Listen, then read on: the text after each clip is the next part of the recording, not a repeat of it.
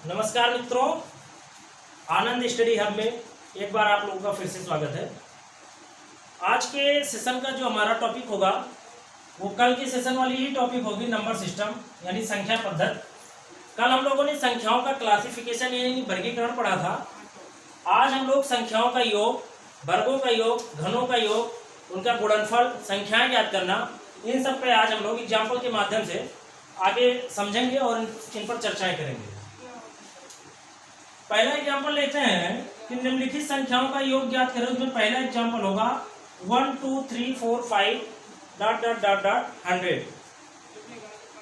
अब यहाँ अगर हम नजर डालें तो ये पाते हैं कि ये 1 2 3 4 5 जो है ये सीरीज समांतर श्रेणी में लिखी हुई है।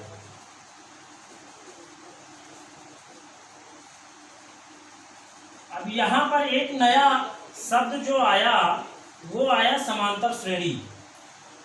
अब हम ये जानेंगे कि समांतर श्रेणी क्या है, समांतर कैसे पहचानेंगे कि ये समांतर श्रेणी है या गुणोत्तर श्रेणी है या ऐसे ही कुछ लिखा हुआ है बिना क्रम का, या क्रम का लिखा हुआ है तो हरात्मक श्रेणी तो कहीं नहीं है। तो इसके लिए आपको एक नए शब्द से फिर से वाकिफ होना पड़ेगा, वो है सार्वधातुक। बस सार्वधातुक के आधार पे ही हमें डिसाइड करते हैं कि ये श्रेणी समांतर श्रेणी है या नहीं। सार्वधातुक होता क्या है? सार्वधातुक का मतलब ये हुआ कि दो क्रमागत संख्याओं के बीच का जो है अंतर वो समान होना चाहिए। जैसे इसी सीरीज में हम लेते हैं 1 और 2, इन दोनों के बीच का अंतर क्या है? 1। आगे लेते हैं 2 और 3, इन दोनों के बीच का अंतर क्या है? 1। फिर आगे लेते हैं 4 और 3, इन दोनों के बीच का अंतर क्या है? 1। इस प्रकार से हमारा जो सार्वधातुक हुआ वो क्या है? 1। समांतर श्रेणी में सार्वधातुक जो होता है वो बराबर होता है और सार्वधातुक हमेशा दो क्रमागत संख्याओं के बीच का अंतर होता है। तो इस प्रकार ये जो श्रेणी लिखी हुई है ये समांतर श्रेणी की समांतर श्रेणी में लिखी हुई है। अब समांतर श्रेणी में अगर लिखी हुई है तो समांतर श्रेणी का योग ज्ञात करने का एक फार्मूला होता है। हम सीधे फार्मूले पे ही आ जाते हैं। Sn बराबर n/2 2a plus n-1 into D. अब यहाँ हम समझते हैं कि ये सब है क्या, इसमें a क्या है, n क्या है, d क्या है। उसके बाद फिर इस सीरीज पर ये अप्लाई करते हैं। यहाँ n जो है, n पदों की संख्या है, कुल पदों की संख्या। यहाँ पर जो a लिखा हुआ है ये श्रेणी का प्रथम पद है और यहाँ पर जो d लिखा हुआ है ये सार्वधातुक है। और सार्वधातुक अभी हम लोग चर्चा कर ही चुके हैं क्या है। तो अब इस श्रेणी का जो पहला पद है वो क्या है? 1। इसलिए a बराबर क्या हो जाएगा? 1। टोटल पदों की संख्या क्या है? चूंकि 1 2 3 4 5 ... 100 लिखा हुआ है तो टोटल पदों की संख्या क्या हो जाएगी? 100 यानी 100, यानी n बराबर 100। यहाँ d निकालेंगे तो हम पाएंगे कि d का मान क्या है? 1। सार्वधातुक यहाँ क्या दिया हुआ है? 1। अब इसी फार्मूले पर हम इन मानों को रख देते हैं, उसके बाद इसका योग ज्ञात कर लेते हैं। फार्मूला मैं यहाँ ऊपर लिख दिया हूँ। इसी फार्मूले पर हम इन सभी के मानों को रख देते हैं। जैसे ही मान रखेंगे तो Sn बराबर n/2 मीन्स 100/2। n बराबर क्या दिया हुआ है? 100। कुल पदों की संख्या क्या है? 100। 2a का मान कितना दिया हुआ है? 1, तो यहाँ 1 कर देंगे। प्लस n का मान कितना हुआ है? 100, तो यहाँ 100 - 1 कर देंगे। इंटू d का मान क्या है? 1। सार्वधातुक कितना दिया हुआ है? 1, तो इंटू 1 कर देंगे। अब इसी को हम सॉल्व कर लेंगे। 100/2 मतलब 50 यानी 50 और 2 गुणे बराबर 2 प्लस 100 - 1 कितना हो गया? 99 गुणे 1। अब हम ये जानते हैं कि 50 कोष्ठक के पहले अंदर वाले को पहले सॉल्व करते हैं, इसलिए 99 में 2 जोड़ देंगे क्या हो जाएगा? 101। 8। अब इसी में हम क्या करेंगे, गुणा कर देंगे, तो क्या हो गया 50 50, यानी 1 से लेकर 100 तक के संख्याओं का योग क्या होगा 50 50। आप लोग एक बार इसे बेसिक से उतार लीजिए, फिर आपको हम ट्रिक बताते हैं। नोट करिए, जल्दी जल्दी नोट करिए। कोई समस्या हो, आप लोगों को कोई समस्या हो तो ये मैं नंबर लिख दे रहा हूं, इस पर आप लोग कॉल करके या व्हाट्सएप करके या फिर टेक्स्ट मैसेज करके अपने क्वेश्चन को या अपनी प्रॉब्लम को शेयर कर सकते हैं। इसका आपको आंसर दूसरे दिन दे दिया जाएगा। 86 011 85 021। जो भी आपको प्रॉब्लम हो आप इस पे अपना क्वेश्चन शेयर करें। कोई सजेशन चाहिए तो आप इस पे अपना क्वेश्चन डालें, आपको उस विषय पे सजेशन भी दिया जाएगा जिस पे आप चाहते हैं, या किसी बुक के बारे में जानकारी लेनी हो तो आपको इस नंबर पे दिया जाएगा। चलिए ठीक है, अगर आप लोग अब इसे राइट डाउन कर लिए हैं तो अब इसका हम ट्रिक बताते हैं आपको। भाई एग्जाम में इतना समय तो है नहीं, इतने बड़े फार्मूले को लेकर के हम और इतना लेंदी लगाएं, एग्जाम में इतना टाइम नहीं है। इसके लिए आपको एक शॉर्टकट बताता हूं, आप लोग इसे नोट करिएगा। ये सीरीज दी हुई है 1 2 3 4 5 एंड 100।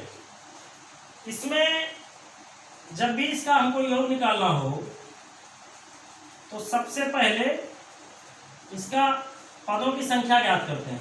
तो पदों की संख्या ज्ञात करने के लिए एक फार्मूला लिख लो, बस छोटा सा है। अंतिम पद माइनस प्रथम पद बटे 2 + 1। ये आप फार्मूला लिख लेंगे पदों की संख्या बराबर, यानी n बराबर, बहुत ही सिंपल तरीके से, इसको याद करने में भी कोई झंझट नहीं है। अंतिम पद में से पहला घटा देंगे, 2 से भाग दे देंगे, 1 जोड़ देंगे, पदों की संख्या निकल गई। आप लोग इसे राइट डाउन कर लिए हो तो मैं इसे इरेज करता हूं।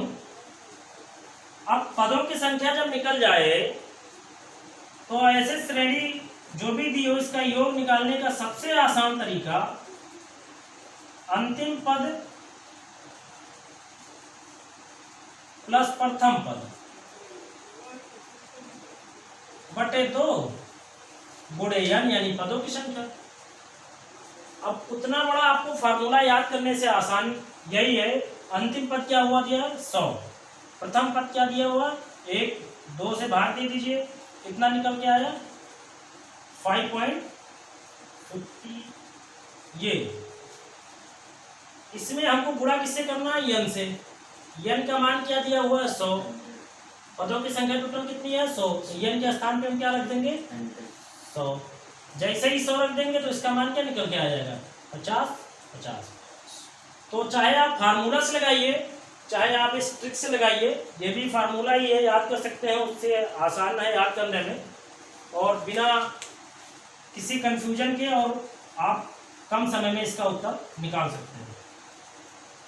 अब आपको मैं फार्मूला नहीं लिखाऊंगा, आप सीधा क्वेश्चन कराऊंगा। दूसरा क्वेश्चन, दूसरा सीरीज दिया हुआ 1 3 5 7 एंड 69। अब इसमें आपको 2 चीजें तो दी हुई हैं। क्या?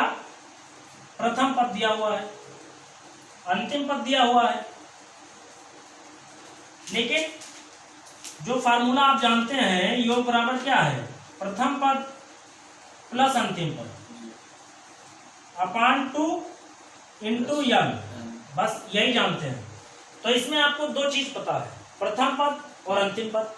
आपको निकालना क्या है n बराबर निकालने का तरीका आपको अभी मैंने बताया। n बराबर क्या होता है, अंतिम पद माइनस प्रथम पद बटा 2 + 1।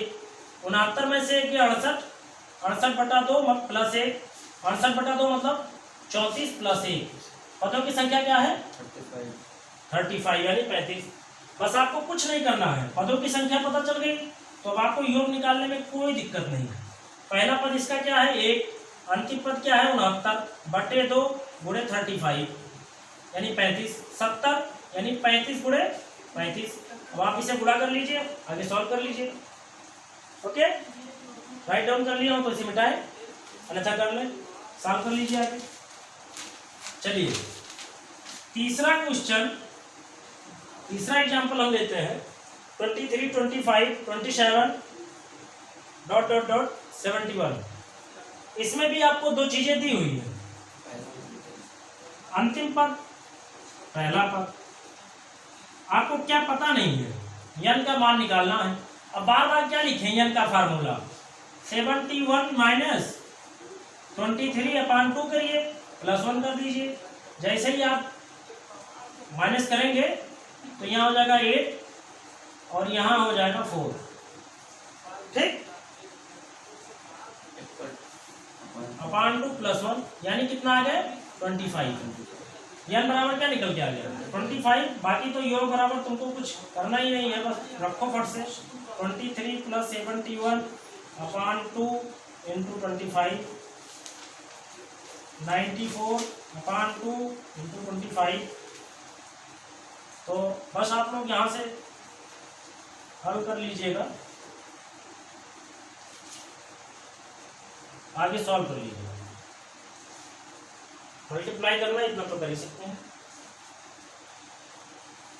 तो ये तो हो गया क्रमागत श्रेणी का योग हो कैसे ज्ञात करते हैं। आप लोग का कोई क्वेश्चन हो तो आप पूछ सकते हैं,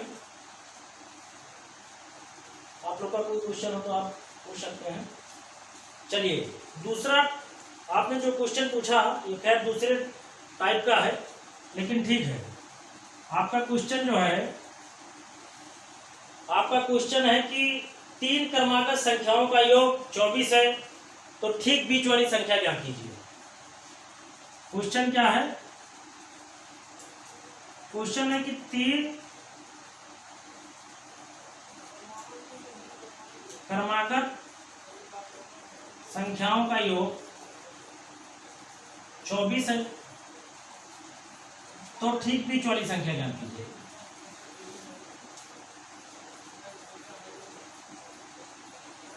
ठीक बीच वाली संख्या ज्ञात कीजिए। 3 क्रमागत संख्याओं का योग 24 है, तो ठीक बीच वाली संख्या ज्ञात कीजिए। देखिए इसको लगाने के लिए हम आपको 2 तरीके से बताएंगे। एक तो बिल्कुल बेसिक एक्स वाई मान के जैसे लगाते हैं, एक इसका ट्रिक जो बिल्कुल ओरली कोई पूछ ले तो आप तुरंत ही बता देंगे हाँ इसका बीच वाली संख्या क्या होगी। बेसिक में जाएंगे, क्रमागत संख्याएं हैं, तो मान लीजिए मैंने पहली संख्या ले ली x, x+1, x+2।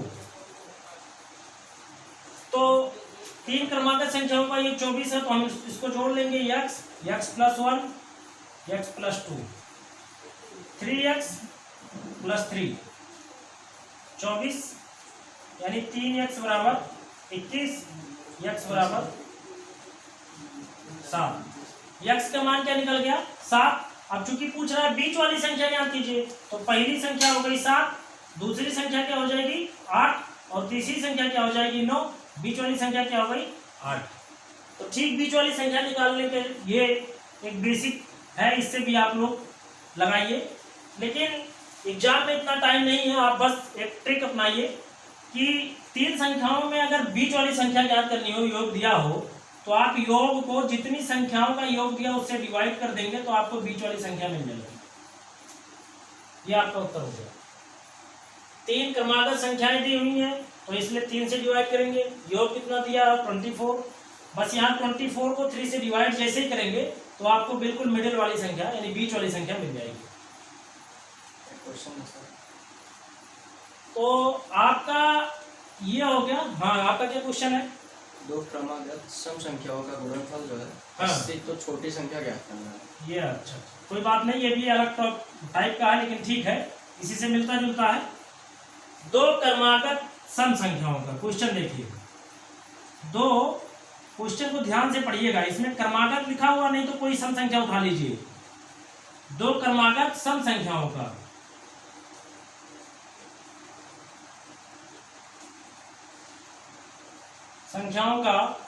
योग, गुणनफल गुणनफल दिया हुआ है दो संख्याओं क्रमागत संख्याओं का, क्रमागत सम संख्याओं का गुणनफल 80 है। छोटी संख्या क्या? छोटी संख्या ज्ञात कीजिए। अब आप लोगों को बेसिक बताने की जरूरत नहीं है, बस सिंपल ऐसे ही शॉर्टकट में समझिए। छोटी संख्या ज्ञात करनी है, बार बार बेसिक क्या बताया जाए, तो छोटी संख्या ज्ञात करनी है आपको। छोटी संख्या ज्ञात कीजिए। इसका बस एक ट्रिक जो है, आपको कुछ करना नहीं है, करना सिर्फ इतना है कि जो इसका गुणनफल दिया हुआ है इसमें आपको एक जोड़ देना है। कितना हो गया? 81। और इसका आपको वर्गमूल लेना है, तो ये निकल के आ गया 9। ये इसका संख्याओं के मध्य का अंक निकल के आया है, ये मध्यमान निकल के आया है। तो मध्यमान के आगे की सम संख्या ले लेंगे हम, और मध्यमान के पीछे की सम संख्या ले लेंगे। तो इस प्रकार इसकी दोनों संख्याएं क्या हो जाएंगी? 10 और 8। तो छोटी संख्या क्या हो जाएगी? 8। छोटी संख्या क्या हो जाएगी? 8। मित्रों, कुछ टेक्निकल प्रॉब्लम अभी हमारी दूर नहीं हो पाई, हालांकि 1-2 दिन हो गया। हमारी पूरी टीम लगी हुई है, जिसमें आनंद सर का बहुत बड़ा योगदान है। और जल्द ही में जैसे ही हमारी टेक्निकल प्रॉब्लम दूर होती है, आप लोगों का ये जो 15-20 मिनट का लाइव क्लास है, ये चलेगा पूरे 2-2 घंटा। और आगे इसके जीएस पार्ट को पढ़ाने के लिए हमारी टीम में जो हमारे साथी हैं, वो हिस्ट्री पढ़ाएंगे हमारे मनोज यादव जी। हिस्ट्री पढ़ाएंगे मनोज यादव जी। ये जेआरएफ है हिस्ट्री से। और भूगोल मैं स्वयं पढ़ाऊंगा। भूगोल मैं स्वयं पढ़ाऊंगा। और विज्ञान पढ़ाएंगे हमारे शर्मा सर।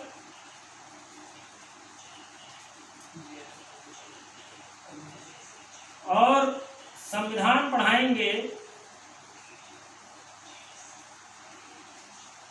आनंद सर।